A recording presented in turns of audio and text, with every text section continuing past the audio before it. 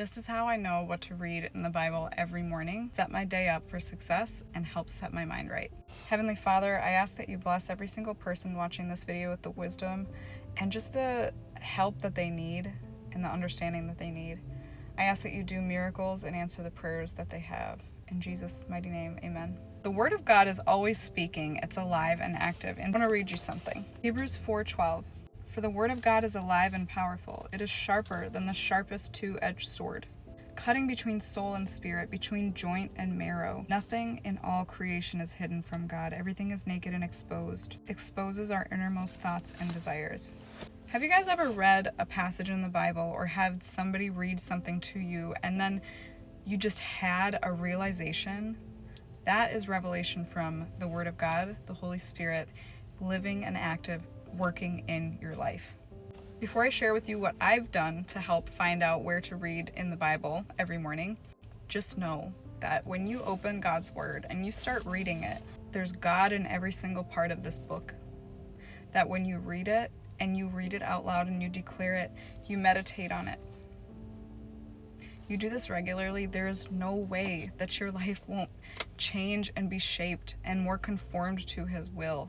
Your desires, the way that you think will start to change, and there will be a positive transformation when you truly let the Word of God in. Every single part of the Bible, there's a reason behind why He allowed the 66 books that are here to be here. So I have two different ways I pick what to read in the Bible, and here's the first one. If I'm struggling with something and I need biblical wisdom, let me read to you James chapter 1 verse 5. If you need wisdom, ask our generous God and He will give it to you. He will not rebuke you for asking. But when you ask Him, be sure that your faith is in God alone. I will often ask the Lord, which book of the Bible do you want me to read? Do you want me to meditate and read on a story and take notes? Sometimes something in that story, especially if God led me there, if the Holy Spirit led me to that area of the book, I want to be writing down the revelations that I'm getting. One big difference between old me and me now, I will literally ask the Lord, depending on what I'm going through in my life, I'm dealing with this, Lord, I'm struggling with this, I need wisdom. Can you please guide me to an area of the Bible that will help shine light and give me wisdom? And sometimes He'll speak to me directly, He'll give me a revelation. Sometimes He'll speak to me in my quiet time, and sometimes He'll speak to me through the Word of God.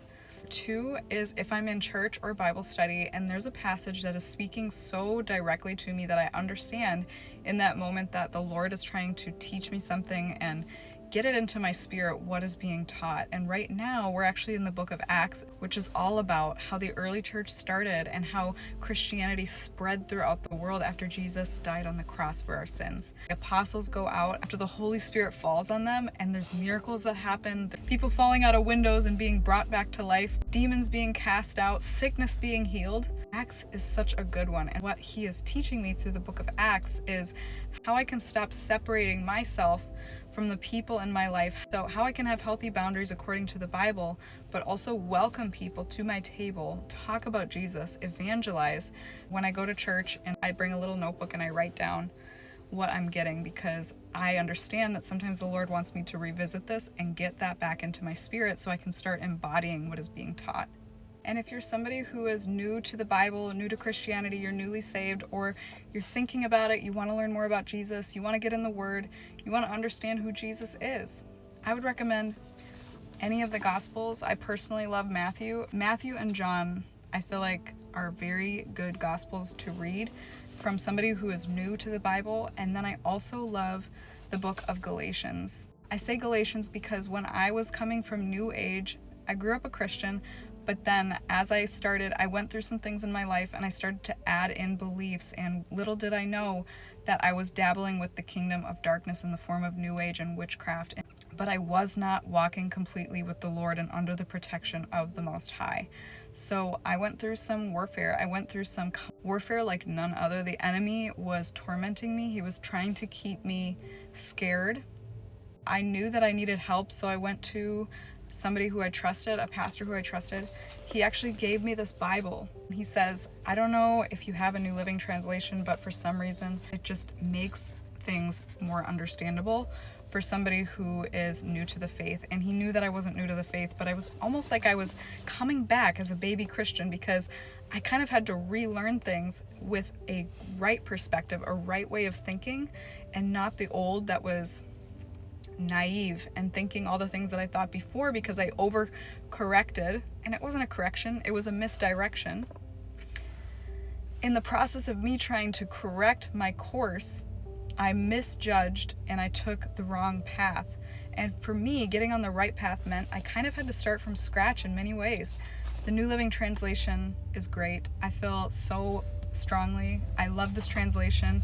And also the book of Galatians was what that pastor recommended me to start reading to help familiarize myself with what living like a Christian is. Talks about the fruits of the Spirit, what we embody as Christians, what we shoot to embody as we're walking out this Christian life. I encourage you, if you're new to the Bible or you're not sure where to start reading, open up the book of Galatians and read that. Read a chapter every morning, a chapter or two every morning, and give that first few minutes to the Lord in prayer and reading and worship. So I pray that this video blessed you. I would love to hear how you guys pick which book of the Bible to read in the comments section. I'll see you there.